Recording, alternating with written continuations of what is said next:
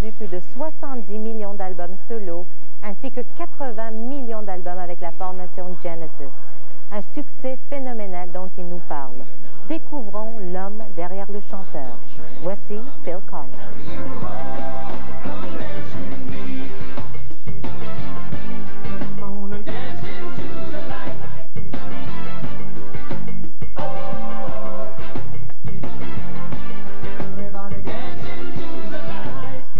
You know that this is for Quebec? Yes. Okay. And I do speak French now. You do? Would you like to do a little bit of French? Phil No, I get Collins. embarrassed. Phil Collins, tu parles français? Oui. Un petit peu ou beaucoup? Oui, encore beaucoup. Beaucoup? Oui.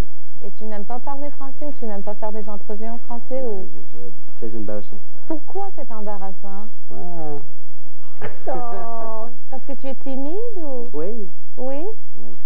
En Suisse, j'ai fait le premier Entrevue? en France, en Suisse, en oui. France. Oui. Et pour moi, c'est la première fois. Après, je pense, pour la première fois, c'est formidable. Et les autres personnes, c'est plus aussi. My grammar is bad. So what? It's fun. It's fabulous. Est-ce que vous aimez la langue française? Est-ce que vous trouvez Ah oui, oui. Est-ce que c'est difficile pour vous? Well, oui, pour correct. OK. Mais pour moi, le très important pour la communication. C'est pour moi, l'autre personne comprend? Oui, pour que l'autre personne comprenne, oui. Ça suffit pour moi. C'est parfait, ça? Oui. OK. Et maintenant, en Suisse, c'est nécessaire pour communication avec le plombier. Oui, absolument, très important. Oui, dans un restaurant aussi, c'est agréable. Un restaurant, pas de problème. Le plombier, l'électricien, c'est difficile. OK, parfait. Donc, aujourd'hui, on va parler en anglais. Si ça te tente de parler en français, avec grand plaisir, on t'écoute. Oui, mais maintenant... Quoi, oui, maintenant quoi? Maintenant, je parle anglais. OK, parfait.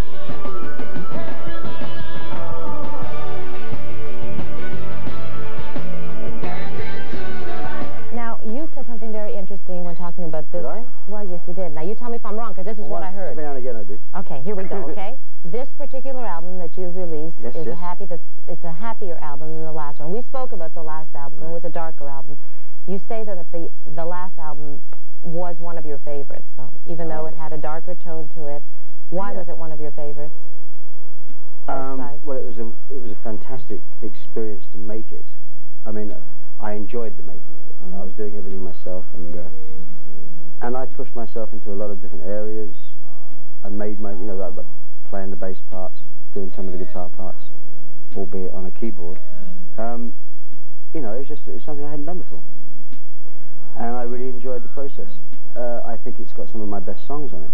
A song like I've Forgotten Everything is the best song probably I've ever written, and there are other songs on there which I also think are my favourite songs. But it was a darker album, and I was a little disappointed that more people didn't go with it. But I guess. Does that still hurt at this stage of the game, or does not hurt? No, not hurt. It just. But you start to think, wait a second. Well, what do you like about me then? If you don't like my best stuff, and then of course you realise that maybe people, people like some people like a certain side of what I do, and don't really ever hear the other stuff. For every One More Night or Studio, there is a song on an album that I get that goes deeper. That is actually my favourite song, and people tend not to listen to those. So I understand. I also understand that maybe the social issues are something that people don't want to be reminded of. Think twice, 'cause it's another day for you and me in paradise. You haven't neglected that either on this album. You've got a song here that talks about going too far. Here's a man who comes home drunk from work one day, hits his wife a little too hard, didn't mean to, but he does it. Yeah. And, you go on talking about peer pressure with kids and drugs. Right. So you have made a conscious choice, having lived those comments on your prior album, that you were still going to talk about issues that were important to you. But they're ideas, it's really all I'm doing with these. I'm not trying to change the world. I'm just trying to shock someone and say, this is the world we live in. Do you agree with this? If you agree with it, then maybe we should all try and change it. We should all realise that, we shouldn't be killing each other because we believe in a different God, you know. I mean, the things that in the Middle East, it's incredible that people still kill each other in the 20th century for different religious beliefs. We should all be grown out of that. Think twice, 'cause it's another day for you and me in paradise. You know, if everybody was to believe that they could have an effect, if everybody, like Network, the film, you know, if you all open the window and shout, you're mad as hell, I'm not going to take it anymore, maybe something would change. Maybe people's attitude would change. But, what the hell? No, but talking about people's attitude, it's interesting to note that most people from the outside would look at Phil Collins and, you know, we see this incredible success. I mean, the millions and millions of albums that you have sold. I mean, not only at the time that you were with Genesis, but obviously, you know, in your solo career with your other bands.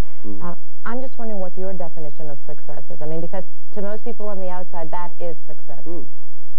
Well, it is, but the thing is, you know, as you arrive somewhere, it's not until you arrive that you actually see, oh, I thought I was here.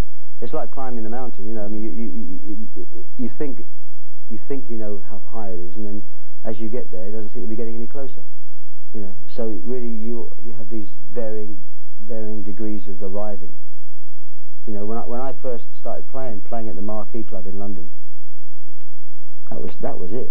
Yeah. And then you get to the Marquee, and by the time you've got there, you realise that really that's just a club in London, and you know, you're you know, it's always one step ahead of yourself, you know.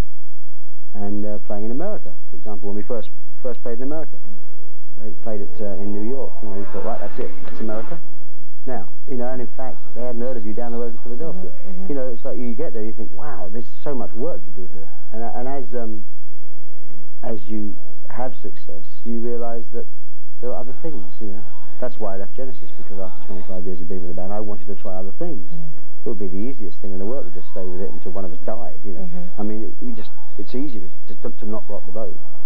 But occasionally it's nice to sort of say, excuse me, I'm out of here. I've had my fun. We've had a great time. We had a good innings. If you wanna carry on, that's great. I love you. Love you. I'm out of here.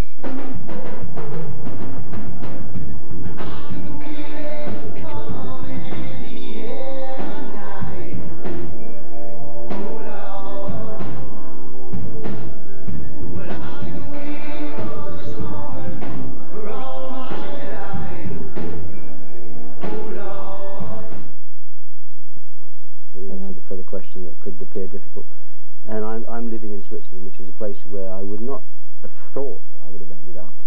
I didn't ever think that I'd end up in any other country, really. Even if I had a house in LA, I was always considering that as a second home. Well, now I don't have a home in England, I don't have a house in Los Angeles, I don't have anything except for a rented house in Switzerland, and I'm living there because I fell in love with a woman that was there. So she works. I wanted her to keep working for her sake. So. And besides, we need the money. And we'll talk about that in a minute. Go on. And so, you know, I moved there, and it came at a time when I was in tabloid hell, and I didn't think twice about leaving. To be honest, I mean, my family understood. My mother, my sister, and my brother, and their families understood. And of course, because my ex-wife is Californian, she went back to California with Lily. So I really wouldn't have, even if I stayed in England, I wouldn't have seen Lily anymore. My two oldest kids live in Vancouver, which is also probably the farthest place away from me that you could get. But we make it work.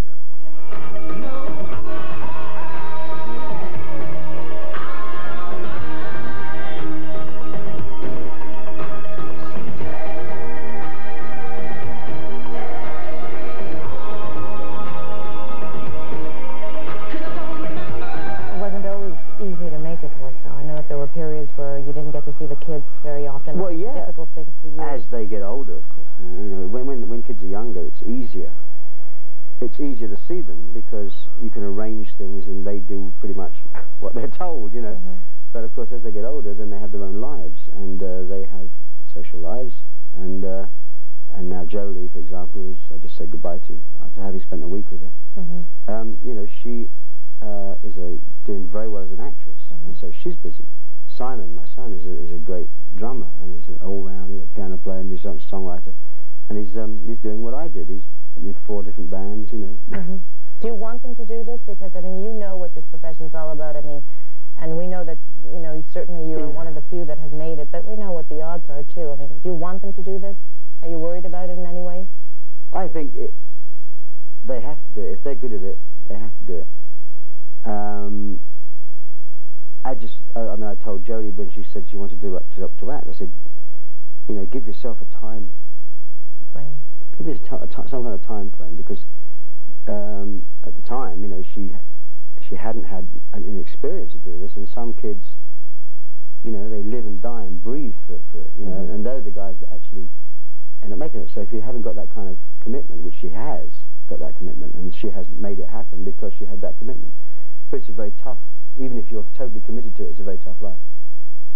And I mean, you know, being a musician is, I understand completely what Simon wants to do, and I understand he doesn't want to rely on me, and I've tried my best not to meddle. But have you meddled, though? Yeah. Well, you know, no, I mean, you try, you know, if he wanted to be a lawyer, I'd be no use to him at all. But if you want to be a musician, I can just tell him, maybe be realistic how hard it is. You may see me flying around in a plane, private plane from LA to Toronto or Toronto to New York, but don't think that's going to happen for maybe 30 years. You know? I mean, I didn't do that. It wasn't like that for me.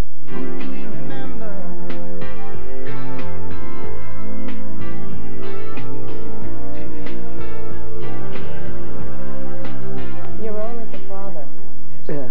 I think that's a very important one. Yeah, I mean, sometimes I've been a miserable failure at that, but all I can do, you know, on my tombstone is he tried his best, you know. I've tried my best to do under difficult circumstances, some of them of my own making, some of them not. Tried to do the best you can. There was a time, I think, when you spoke openly about the fact that you were not in contact really, I think, with Jolie or Simon, or it was very difficult. Yeah. Yes. When did that change? Has it changed? Or Yeah. is it on the verge? It changed last week. Really? Yeah. Well, you know, there's lots of reasons for things, you know, and I mean, Jodie's 24. Yeah. She's doing very well as an actress. Simon is 20. He's a great musician. They have their own lives now. And I tried to help Simon, and I think, well, I was asked to help Simon. Simon asked me to help him, and I tried to help him. But in reality, it's like getting someone else to produce my record. I like the idea of it, but really, I want to do it myself. I'll only listen to the advice I'm given, providing I agree with it. And Simon is exactly the same. I was giving him advice, but he wanted to do it his way. And so in the end, I just sort of, all right, I'm here if you need me, but I'm not going to give you advice. I'll be here if you need me, then I'll give you it. And that was kind of looked upon as a negative thing, and I didn't mean it negatively. And so it was basically a misunderstanding. It was a misunderstanding that we all had,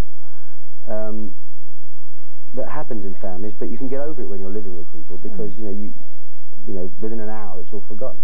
But when you're at a distance, these things become mountains. You know, there's that mountain again. But they become huge obstacles to get over, and it took a long time for someone, and I should have been probably man enough to do it earlier. But I didn't feel like I'd done anything wrong, and these are adults we're talking about now. They're not like 8 years old. They're adults, and so I felt that, you know, okay, well, I'll wait. And then, of course, they were saying, well, I'll wait. And we waited, and nothing happened. And in the end, you know, I called Simon on his birthday and said, hey, and it was like I hadn't been away, which was great, you know, which it should be, really, for kids. And with Jodie, it was the same. And I called her, and she has this, you know, we all have answer machines, but she was actually there, and she picked it up, and I said, hello, Jo. She said, Dad, I was going to call you today. And, you know, it was just one of those things where it's a happy ending, you know. But, you know, I can't go around saying it was their fault. I made mistakes, you know. I've learned by the mistakes that I've made, and I'm sure they have too. We had problems, but I'm on your side. You're